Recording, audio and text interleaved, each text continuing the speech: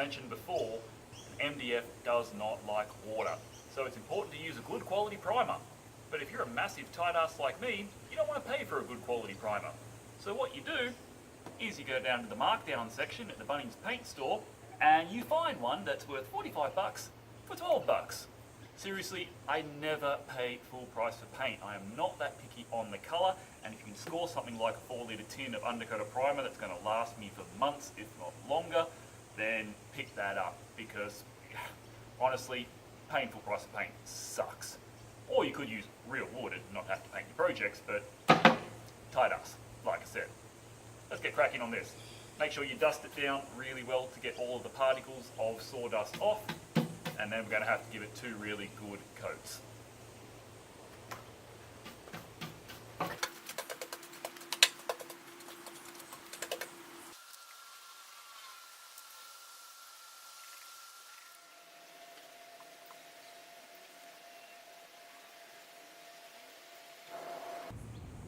I'll keep going with this, but the good thing about this Bondor primer is it is also only an hour in between recoats, so I should be able to get both these done this evening. I've quickly cut my 8 pieces of top cap, which I'm going to mitre around all 4 sides of the 2 planters. Did that exactly the same as the other dimensional pieces. These are meranti from Bunnings, very, very cheap hardwood. Looks quite pretty when it's all finished up, and will provide the contrast on the top. So you didn't need to see how I cut those out. What you do need to see is how I'm going to mitre them and try to keep them off the floor.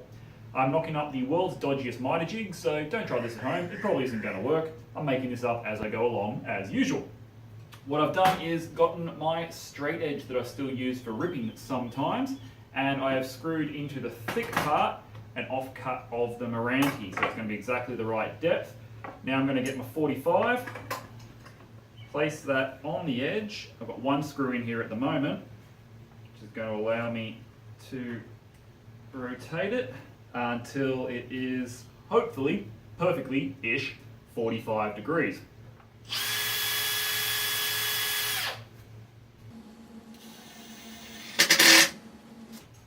Make sure that stays put. Excellent. Now the theory is going to be I can use this to make 2 cuts on both sides, short edge and long edge. Even if this is off slightly 45, as long as I make the opposite cut on the opposite side of the board, they should add up to 90 perfectly. Put 2 spaces here and here to hold it at the right height, and we'll see how we go. I think I'm going to run a test on this one first. Okay, so here's my setup. I have my screwed on piece of meranti underneath here. These are going to get trimmed off in the first pass, but that's okay. I've got an offcut that I'm going to use as my test piece. It's going to get tucked twice. I want to take this corner off on the first pass, then I'll slide it through and take this corner off on the second pass, and hopefully end up with a nice parallelogram.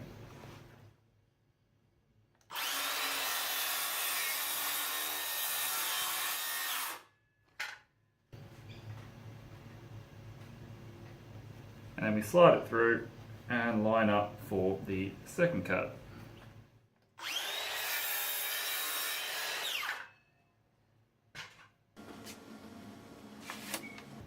And you end up with that because you don't flip the piece of wood around. Let's try that again.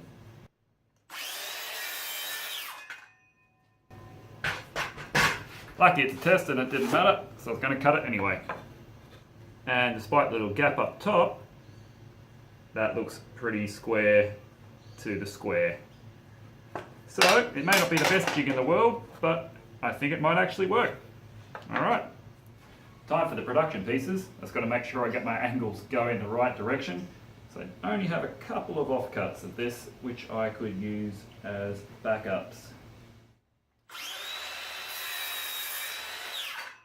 So I have to make sure I remove it and flip it around, because unlike my test piece, I can't cut this one in half.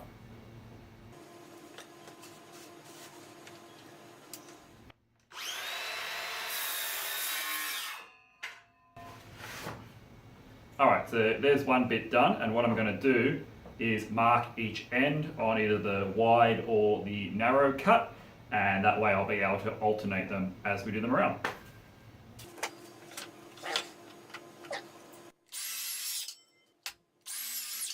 Alright, let's do a test. So that's wide to narrow, and that looks sensational. Well, the proof will be in the glue up, but if this works, I think I'll do another video just on this jig because I haven't seen one like it before. I literally just made it up on the spot trying to figure out how I was going to do these miters, and it's certainly much better than my first attempt on that bloody pegboard. Alright, keep going, 6 more of those to do.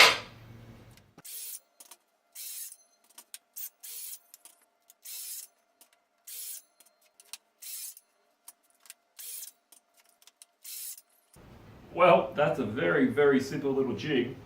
Let's test to see if they are actually making squares. I liked it, that was easy.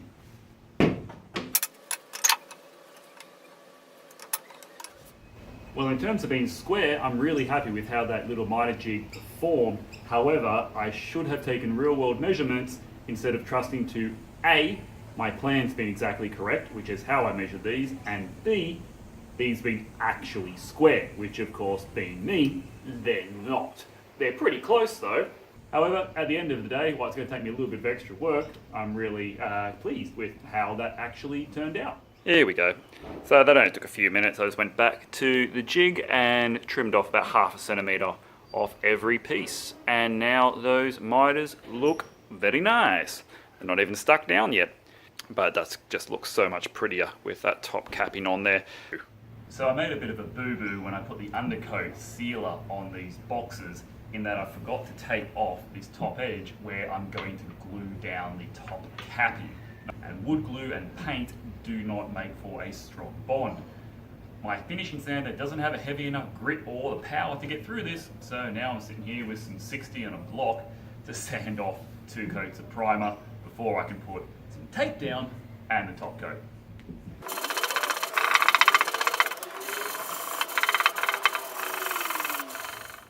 Well, that's much better. But if I had remembered to do this in the first place, then I would have had fewer blisters and 1/2 an hour more of my time to sand back to the wood so my glue will stick. Remember kids, always use protection. Not only is it safer, but it saves you time in the long run. Massively. Our friends who were making this for have been doing up the front porch where this is going to live, and they'd already picked a few accent colours. We had to let the cat out of the bag a little bit, and we asked them what they were doing. It turns out it's called Monument, and they even had a spare can left over from the work they'd already completed. It isn't going to be enough for me to do 2 coats on both boxes, but it'll give me a nice base coat and save me some money when I have to go and pick up the rest.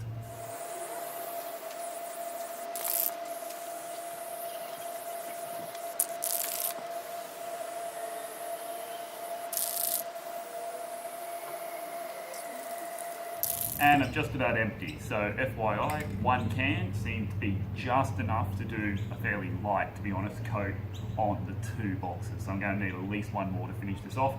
Haven't decided what I'm going to do with the inside. I think the seal will probably be good enough on its own, and I'll just paint the edge. So another customization that wifey wanted on the top capping of the planter boxes is to take these little bits of wood once I'd cut them into her friend's place and get the kids to write their names on there and apparently draw a poo so that we could use the Dremel to carve. And I do mean we. Wifey actually did the first one and she enjoyed it. So, you know, if I can get myself a little woodworking helper into the shop every now and then, it may give me more time to make some noise because she'll be part of it. She did a fantastic job. In fact, I'm 90% sure that she's going to be better than what I can do because she has, you know, stability and not the writing of a 5-year-old. The good news is that, well, these guys aren't 5, they're not much older, so my childish handwriting should be pretty good on this piece. Let's see how much of a mess of this I can make.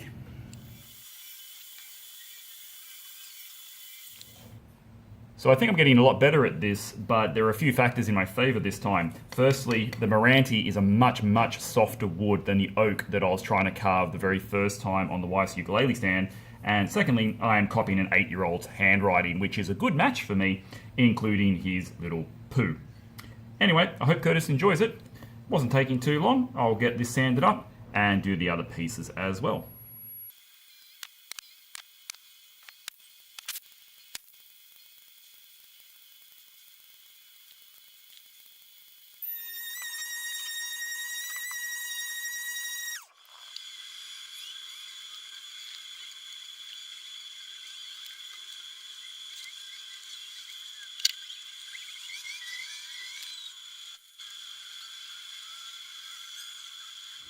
Only doing the carving on one set of these top caps.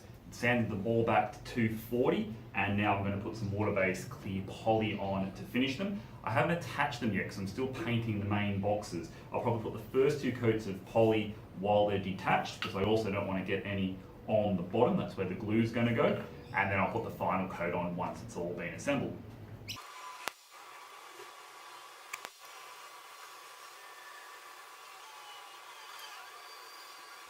Two coats of poly down.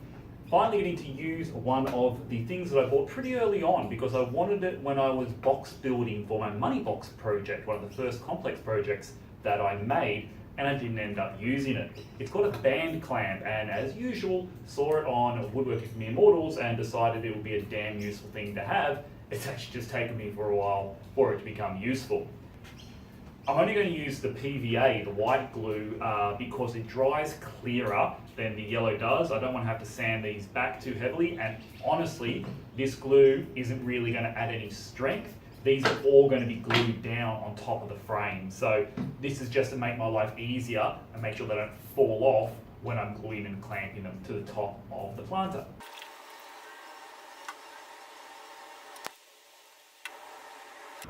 As usual with my end grain gluing, what I'm doing the first time is just smushing down the glue into the end grain to try and plug it up a little bit on both sides of the joint.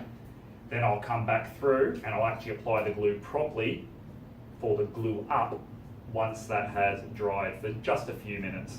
As I said, these aren't structural, they don't need to be very strong, but I would like them to stick together, at least long enough for me to glue them down.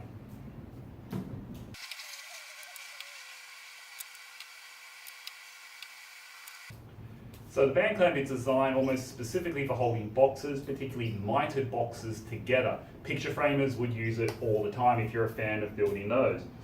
The trick is to get your miter cuts positioned how you want them, and then these nifty little corner bits go in, pull it tight. The first thing you can do is lock it down, and I can micro adjust all 4 corners.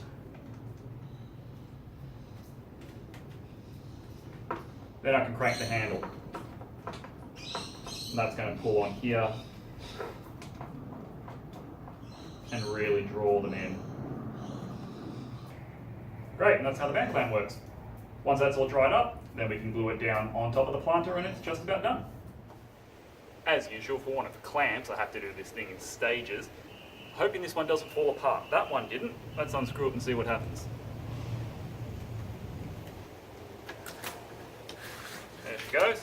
Now, this isn't meant to be super strong. I'm not going to go banging it against walls. At least those miters have held and look reasonably flat. So now I can just find the right orientation for that, and I'm going to swap these clamps onto here.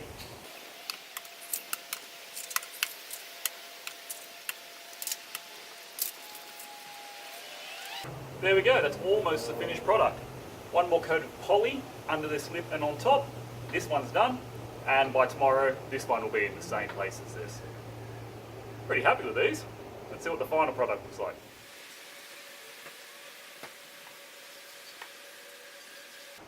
I only put about this much glue on the last one, and I don't want it to leak out over the sides too much. I think there's more than enough strength in the surface area here for what is a very light piece of wood in the top cap.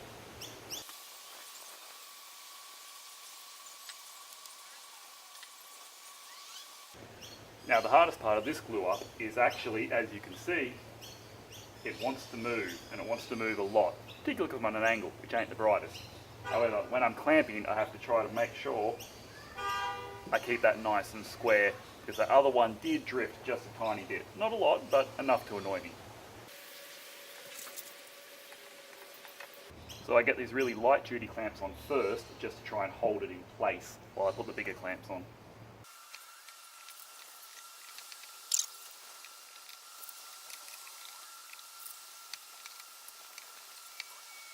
So I'm getting a little bit of squeeze out, which is good, but not so much that it's ruining the paint job.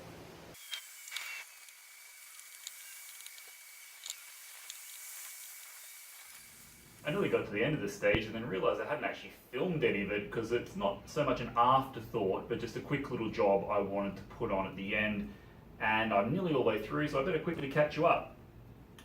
Using a new secret tool, which you'll have to wait to the next video to see, I cut out these quite quickly. All they are the same offcuts of meranti that I used for the top cap. They're just squares, they're very, very rough, because I'm going to trim them down with the router after these have dried. So these hardwood feet, basically I wanted for a bit more moisture protection. I'm going to polyurethane them, and what I've done is quickly drilled a hole for the pilot, countersunk them, and then used that to put the pilot hole into the leg as well. I'm only putting a single screw through them because I'm going to use my polyurethane glue. Gorilla Glue is probably the best known brand. This is just the cheap Bunnings brand. The reason I had to use a polyurethane is not only is it waterproof, but I've got the paint under here and I couldn't be arsed sanding it off. Plus, it's adding some form of moisture protection.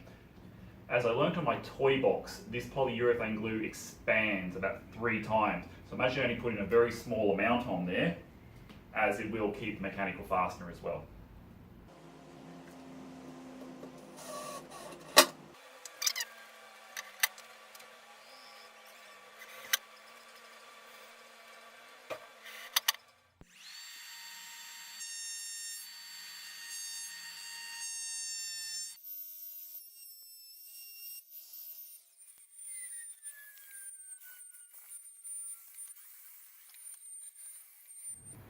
So I've used my router to make these feet the exact shape of the legs, and they look pretty nice despite the fact that bit that I was using is very blunt.